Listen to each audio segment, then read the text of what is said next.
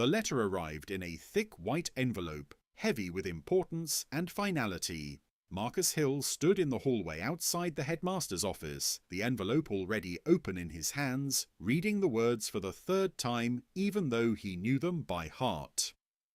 Due to repeated concerns regarding fit, conduct and academic alignment with institutional standards, the Academy has decided to terminate your enrollment effective immediately. Fit. That was the word they always used. Marcus was 16, black, thin, and too aware of how his second-hand blazer hung slightly loose on his shoulders compared to the tailored uniforms around him. He had earned his place at Westbridge Academy, one of the most elite private schools in the state, through a full scholarship awarded for academic excellence. On paper, he was everything they claimed to value. In practice, he was never meant to stay. Inside the office, the headmaster, a white man with silver hair and a calm, rehearsed voice, folded his hands neatly on the desk. "This isn't about intelligence," he said. "You're clearly capable." Marcus stood straight, jaw tight. "Then what is it about?" he asked. The headmaster sighed, as if burdened by the question. "Westbridge has a certain culture," he said. "Students here come from similar backgrounds. You've struggled to integrate." Integrated. Marcus thought of the times he was corrected for speaking too directly, the times teachers dismissed his questions as confrontational, the way classmates laughed when he said he couldn't afford certain trips or tutors. "I follow the rules," Marcus said. "My grades are high." "Yes," the headmaster replied gently, "but there have been complaints." "From who?" The headmaster didn't answer. Outside, Marcus passed through the long corridors one last time. Trophy cases, oil portraits of former principals, Latin mottos carved into stone, everything built to suggest permanence, except for him. Students stared as he cleaned out his locker. Some avoided his eyes. A few watched openly, curious, entertained. No one asked what had happened. By the afternoon, Marcus stood at the iron gates of Westbridge Academy holding a cardboard box with his books inside. The driver who usually took scholarship students home didn't arrive. Marcus walked. That night, in a small apartment across town, his mother listened quietly as he explained. "They said I didn't belong," Marcus said. "She didn't argue, she didn't shout, she just nodded. 'Then you'll belong somewhere else,' she said. And you'll decide what that looks like." Marcus transferred to a public school the following week.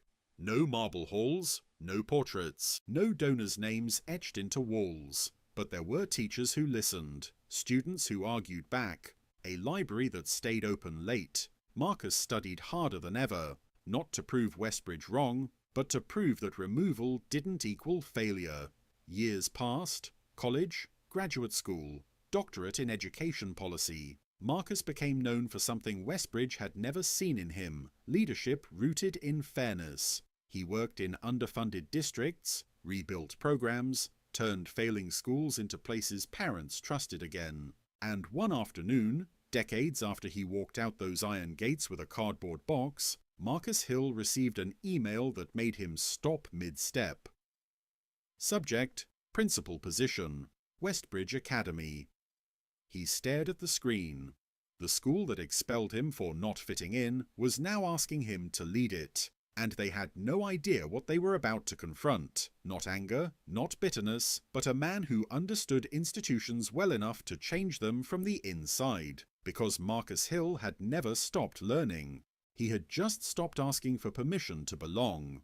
Marcus Hill did not respond to the email right away. He closed his laptop and stared out the window of his office, watching students cross the quad below, laughing, arguing, carrying backpacks that looked heavier than they needed to be. He had learned, over the years, that moments like this required patience. Institutions often reached out when they needed something, not when they were ready to understand it. Westbridge Academy had not contacted him in decades. Not when his research gained national attention, not when his school reform model was adopted by 3 districts, not when his name appeared in education journals. Only now. The email was carefully worded. We are seeking transformative leadership to guide Westbridge into a new era of inclusion and academic excellence. Inclusion. Marcus almost smiled. He remembered the headmaster's voice saying fit as if it were neutral, as if it weren't a verdict. He remembered walking past the portraits of principals who all looked the same, who had all preserved the school by keeping it narrow. He forwarded the email to his mother with a single line. "They want me back." She replied within minutes. "Go see what they want, then decide what you want." The interview was scheduled 2 weeks later. Marcus arrived early, standing across the street from the iron gates of Westbridge Academy, watching students pour in wearing uniforms that hadn't changed much since his own time there. The building looked exactly as it always had, confident, insulated, untouched by the world outside its walls. Inside, the reception area smelled faintly of polish and old books. "Dr. Hill?" the receptionist asked, surprised but composed. "They're expecting you." As Marcus walked through the corridors, he noticed the small changes meant to signal progress: diversity posters, new mission statements, photographs of outreach events framed carefully near the entrance. None of them erased the weight of what the walls remembered. The interview committee waited in the same conference room where he had once sat as a student being disciplined. Different faces, same posture. White men and women in tailored clothes, hands folded, expressions polite but cautious. "We're honoured you're here," the board chair said. "Your work speaks for itself." Marcus nodded. "So does this building." A pause. They asked him about leadership philosophy, about managing donors, about maintaining academic rigour while expanding access. Marcus answered calmly, thoughtfully, never raising his voice. Then one board member leaned forward. "Why do you think Westbridge struggled to retain students from less traditional backgrounds in the past?" Marcus met her eyes. "Because it confused excellence with comfort," he said. Silence settled over the table. Another member cleared his throat. "We've acknowledged past mistakes." Marcus tilted his head slightly. "Have you?" They exchanged glances. "We're trying to," the chair said. "That's why we reached out to you." Marcus closed his folder. "I was expelled from this school," he said evenly, "not for misconduct, not for grades, but for existing in a way that made people here uncomfortable. Before we discuss my vision, I need to know something." The room tensed. "Are you hiring me to change Westbridge?" Marcus continued, "or to prove that it already has?" No one answered immediately. That answer, or the lack of it, would determine everything. Outside, students crossed the courtyard, unaware that the school's future was being negotiated by someone it once rejected. Marcus sat back in his chair, calm and unflinching. He wasn't there for redemption. He was there to see whether Westbridge was finally ready to face what it had done, and whether it understood that leadership doesn't come from preserving the past, but from having the courage to correct it. And for the first time in the room's long history, the power did not belong entirely to the institution. It belonged to the man it once sent away. The silence in the room stretched longer than anyone expected. The board members of Westbridge Academy were accustomed to control, to steering conversations back towards safety, tradition, and carefully managed language. But Marcus Hill had placed something on the table they couldn't reframe with policy terms or mission statements. Truth. Finally, the board chair spoke. "We can't change what happened," he said carefully, "but we can move forward." Marcus leaned back in his chair. "Moving forward without accountability," he replied, "is just repetition with better branding." A few members shifted uncomfortably. One woman looked down at her notes, then back up again. "What would accountability look like to you?" she asked. Marcus didn't answer immediately. He looked around the room, at the polished wood table, the framed photos of graduating classes that never looked like the city beyond the gates, the subtle confidence of people who had rarely been questioned by those they excluded. "It would look like honesty," he said. not just in private meetings, publicly. To students, to parents, to alumni. Another board member frowned. "You're suggesting a formal acknowledgement." "I'm suggesting responsibility," Marcus corrected. "Those are not the same thing." They debated for nearly an hour. Donor reactions, reputation risk, legal language. Marcus listened, then spoke again. "You expelled a student for not fitting in," he said. "Now you want that same student to lead you into the future. If you can't explain that contradiction clearly, then I'm not the leader you're looking for." The chair exhaled slowly. "You've changed," he said. Marcus nodded. "So should Westbridge." When the meeting ended, no decision was announced. But something fundamental had shifted. Marcus walked the campus alone afterward, unaccompanied by guides or administrators. He passed the library where he had once been questioned for staying too late, the courtyard where students still gathered in clusters that mirrored the same invisible boundaries he remembered. In a hallway near the science wing, he stopped in front of a framed photograph. The year he would have graduated, he was not in it. That absence had shaped him more than any honour ever could. Later that evening, as Marcus drove home, his phone rang. The board chair. "We want you," he said, "but not just as a symbol." Marcus kept his eyes on the road. "Then don't treat me like one," he replied. There was a pause. "We're prepared to issue a statement," the chair continued, "and to restructure certain policies, but we need you to understand how difficult this will be." Marcus allowed himself a small, humourless smile. "You expelled a 16-year-old for being difficult," he said. "I learned from that." The offer came the next morning. Not just a contract. A commitment. Written, negotiated, specific. Marcus read every line. He didn't feel triumph. He felt responsibility settling into place, because accepting the role wouldn't erase what had happened, but it would give meaning to it. And as Marcus Hill signed the letter of intent, he understood something clearly. This wasn't about returning to a school that had wronged him. It was about ensuring no student would ever again be told they didn't belong by an institution too afraid to examine itself.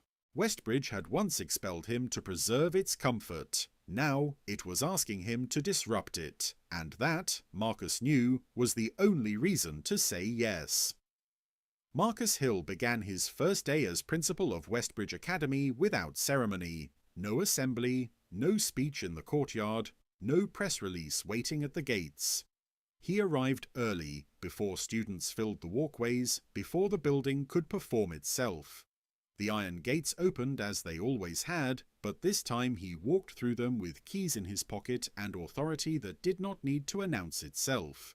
Some staff members recognized his name immediately. Others only noticed later, after whispers moved through hallways, after someone connected the new principal to the story that had circulated quietly among faculty for years. He was expelled from here. Marcus started with listening. He sat in classrooms without interrupting. He met with scholarship students privately. He spoke to teachers who admitted, cautiously, that they had always felt pressure to maintain a certain type of excellence. Excellence isn't fragile, Marcus told them. Comfort is. Change came slowly, but it came deliberately. Disciplinary language was rewritten, admissions criteria were clarified and audited, anonymous reporting systems were introduced, not to punish, but to reveal patterns. For the first time, Westbridge published retention data alongside acceptance rates. Some donors were unhappy, one withdrew quietly, another threatened to. Marcus didn't argue. If support depends on exclusion, he said at a board meeting, then it's not support, it's control. The most difficult moment came months later, during a school-wide forum. Students sat in the same hall where Marcus had once been told he didn't belong. Parents filled the back rows. Teachers stood along the walls. Marcus stepped to the podium. "When I was a student here," he said calmly, "this school decided I didn't fit." A murmur rippled through the room. "I'm not sharing this for sympathy," he continued. I'm sharing it because institutions don't change unless they name what they've done." He paused. "We expelled potential to protect comfort. That ends now." No applause followed, but something heavier settled in its place. In the weeks after, students began speaking differently. Questions grew sharper, conversations widened. A black student stayed late in the library without being questioned. A scholarship kid challenged a teacher and wasn't labelled a problem. One afternoon, Marcus stood near the gates as students left for the day. A boy hesitated, then approached him. "My parents say I don't really belong here," the student said quietly. "Do I?" Marcus met his eyes. "Belonging isn't something a building gives you," he said. "It's something no one gets to take away." Years later, when Marcus would eventually leave Westbridge for a national role in education reform, the school would look different on paper, but more importantly, it would feel different to the people inside it. Westbridge Academy had once expelled a poor black student to preserve its image. It later hired that same man to redefine it, not because time had softened the truth, but because the truth, finally faced, had made the institution strong enough to change, and Marcus Hill, once removed, once dismissed, never needed the school's approval. He used its power to make sure no one else would ever need to ask for it again. 5 years later, Westbridge Academy looked the same to anyone passing by. The iron gates still stood tall, the stone buildings still carried the same Latin motto, the lawns were still trimmed with almost obsessive precision. But inside, the rhythm had changed. Marcus Hill stood at the edge of the courtyard as students gathered for the end-of-year ceremony. He was no longer the new principal. He was simply the principal, a presence so integrated into the life of the school that people sometimes forgot how improbable his return once seemed. The graduating class in front of him was the most diverse in the Academy's history, not just in race or income, but in thought, voice, confidence. Students spoke freely now, they disagreed openly, they challenged assumptions without fear of being labelled difficult or ungrateful. Scholarships were no longer whispered about, they were discussed with pride. Marcus watched a student step to the podium, a black girl on full scholarship. Top of her class, she spoke about responsibility, about access, about how excellence didn't require sameness. Marcus felt something tighten briefly in his chest. Not sadness, recognition. After the ceremony, as families embraced and photographs were taken, Marcus walked the perimeter of the campus one last time as principal. His office was already half-packed, books labelled, files archived. The work was stable enough now to outlive him. At the gate, he stopped, the same spot where a 16-year-old boy once stood holding a cardboard box, wondering if being removed meant being erased. Marcus smiled faintly at the memory. He hadn't returned to Westbridge to reclaim anything. He had returned to correct a direction. As he stepped outside the gates, a new principal waited inside, a woman Marcus had mentored carefully, chosen not for tradition, but for courage. Westbridge would continue, but it would no longer confuse comfort with excellence. Marcus walked down the street toward his car, blending into the city like anyone else. No one stopped him. No one applauded. And that was the point. Institutions don't need heroes who stay forever. They need people willing to confront the past, change the rules, and then step aside. Marcus Hill drove away knowing one simple truth. Being expelled had not broken his future. It had prepared him to build one, not just for himself, but for every student who would walk through those gates believing, without question, that they belonged. And that belief, quiet, durable, unremarkable in the best way, was the real legacy. Not his name, not his title, but the absence of fear where it once lived.